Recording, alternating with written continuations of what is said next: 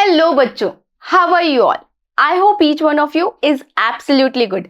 I'm your biology educator Dr. Diksha. Welcome you all in today's class, जिसमें हम पढ़ रहे हैं क्लास 11 बायोलॉजी का 16 chapter excretory products and there elimination.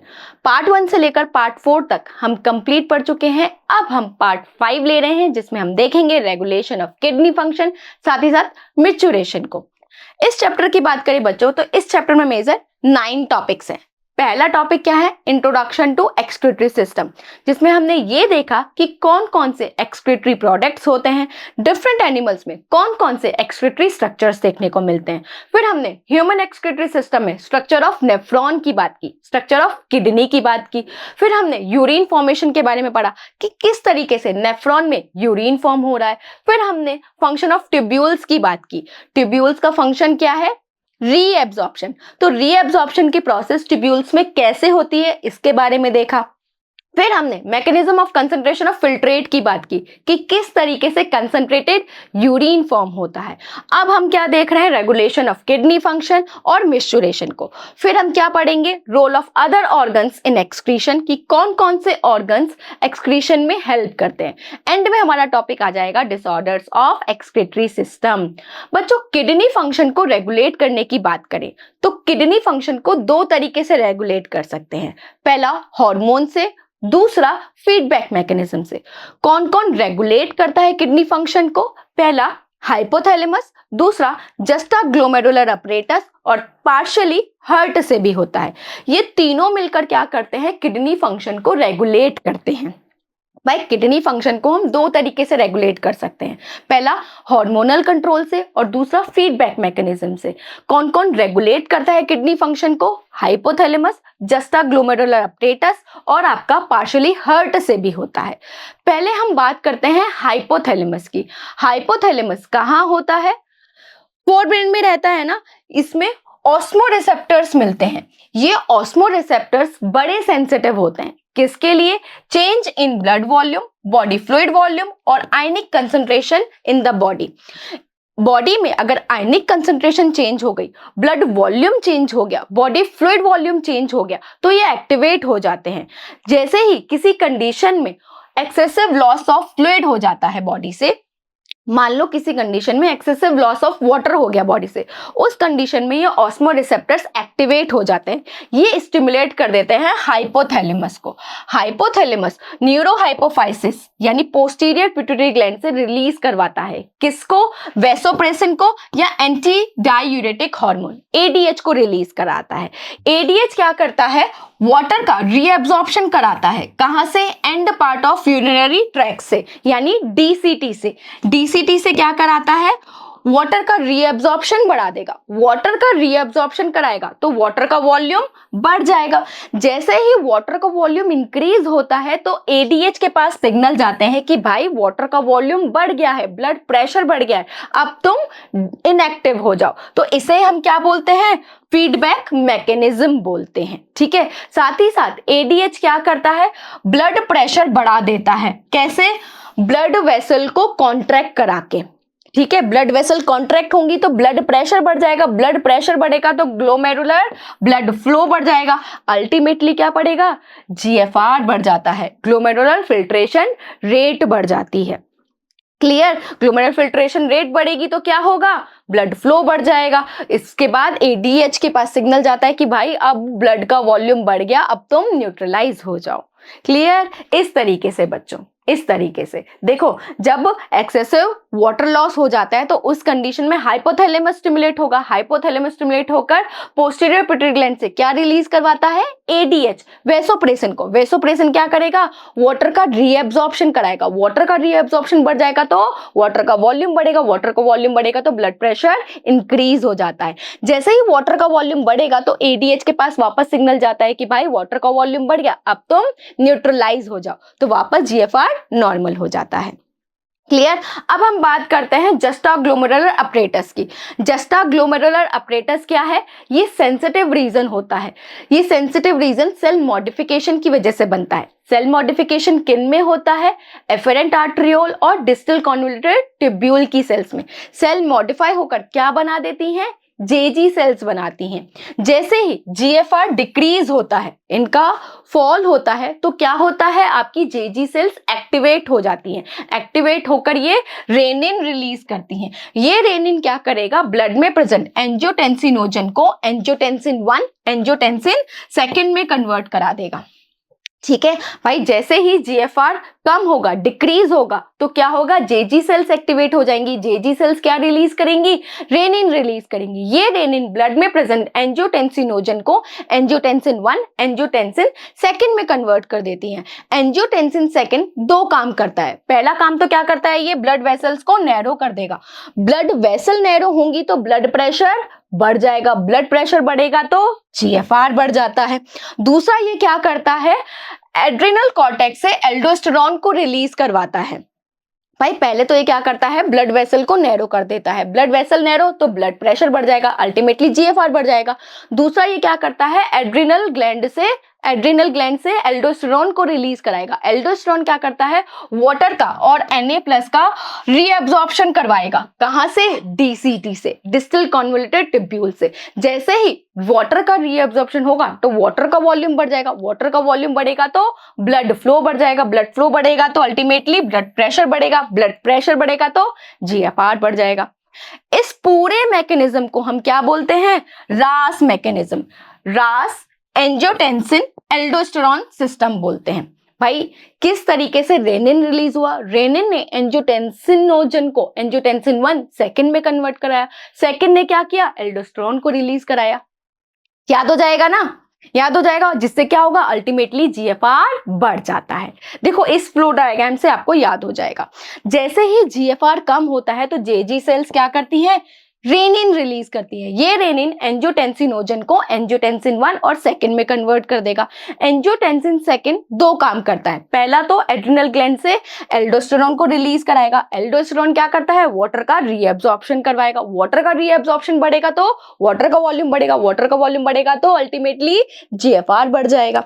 दूसरा ये क्या करता है, ब्लड वेसल्स को कॉन्ट्रैक्ट कराता है। ब्लड वेसल कॉन्ट्रैक्ट तो ब्लड का फ्लो बढ़ जाएगा। ब्लड का फ्लो बढ़ेगा तो जीएफआर बढ़ जाएगा। क्लियर। अब हम बात करते हैं कि हार्ट किस तरीके से किडनी फंक्शन को रेगुलेट करता है। दोनों ही कंडीशन में जब जीएफआर बढ़ेगा, ब्लड प्रेशर बढ़ेगा, इंक्रीज इन ब्लड फ्लो होगा, तो उस कंडीशन में हार्ट के पास सिग्नल जाता है। हार्ट क्या करता है, एट्रियल नाइट्रियूरेटिक फैक्टर यानी एएनएफ को रिलीज करवा देता है। भाई दोनों ही केस में क्या हुआ था, ब्लड प्रेशर बढ़ा था, जीएफआर बढ़ा था। उस कंडीशन में हार्ट के पास सिग्नल जाता है कि ब्लड प्रेशर बढ़ गया। ब्लड प्रेशर ज्यादा देर तक बॉडी में बढ़ा रहना अच्छी बात नहीं है, हम रेस्ट इन पीस हो जाएंगे। उस कंडीशन में हार्ट क्या करता है, एट्रियल नाइट्रियूरेटिक फैक्टर को रिलीज करता है। ये एएनएफ क्या करता है, वेसोडाइलेशन करवा देता है। वेसोडाइलेशन मतलब ब्लड वेसल्स को डायलेट करना। ब्लड वेसल जैसे ही डायलेट हो जाएंगी तो ब्लड का फ्लो कम हो जाएगा, ब्लड प्रेशर कम हो जाएगा ना भाई। ब्लड का फ्लो कम होगा, आराम आराम से ब्लड जाएगा तो ब्लड का प्रेशर कम हो जाएगा। इस तरीके से एएनएफ आपका क्या करता है, रेनिन एंजियोटेंसिन एल्डोस्टेरॉन मैकेनिज्म को चेक करता है।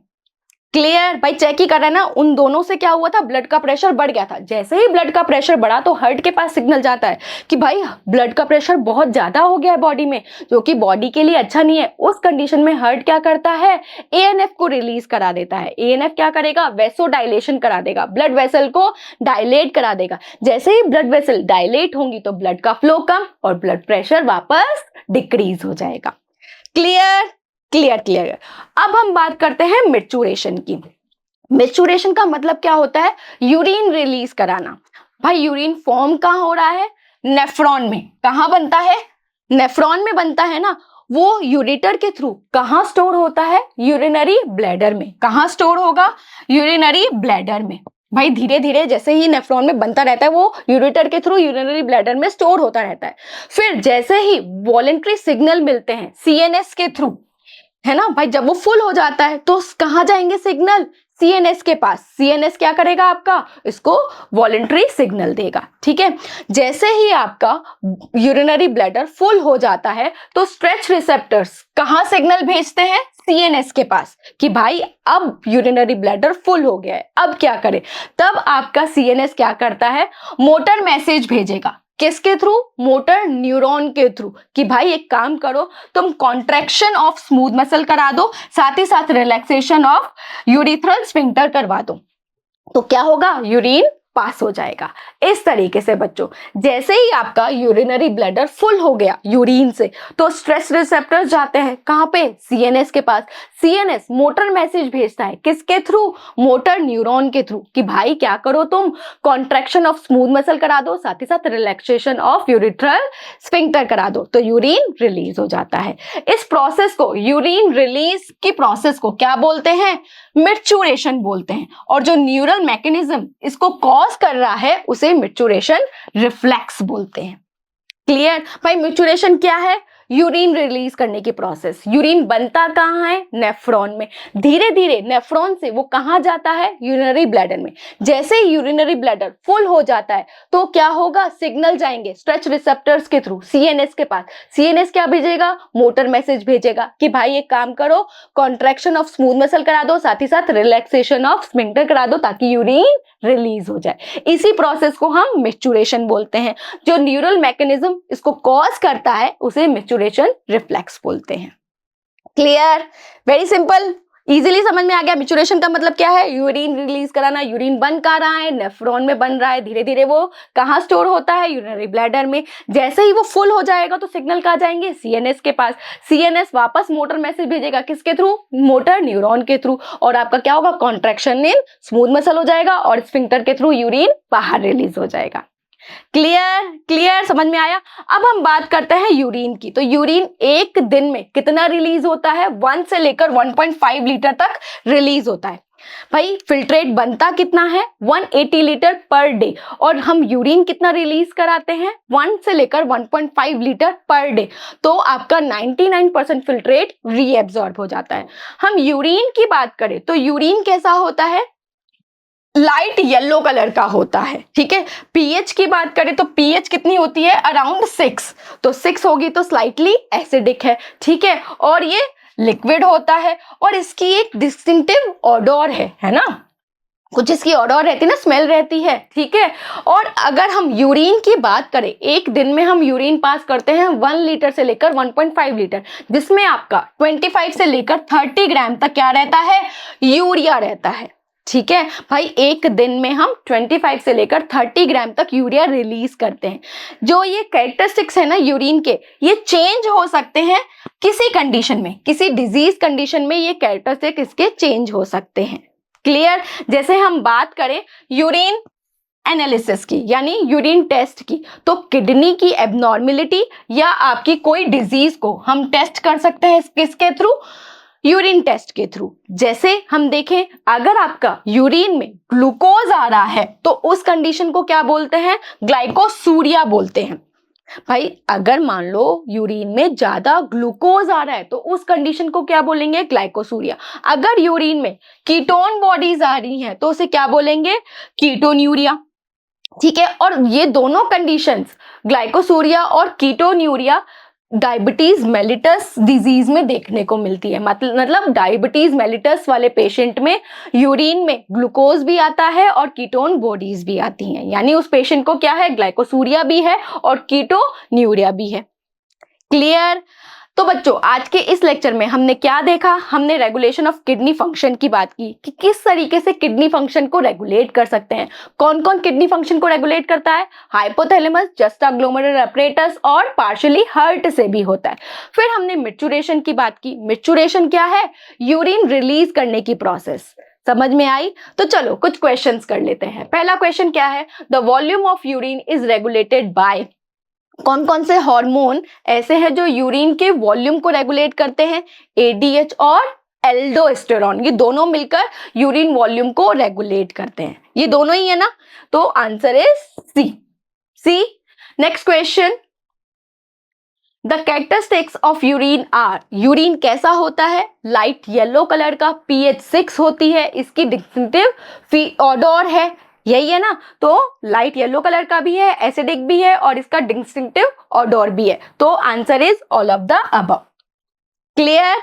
Next question, space hormone is released when increased blood flow stretches the atria of the heart.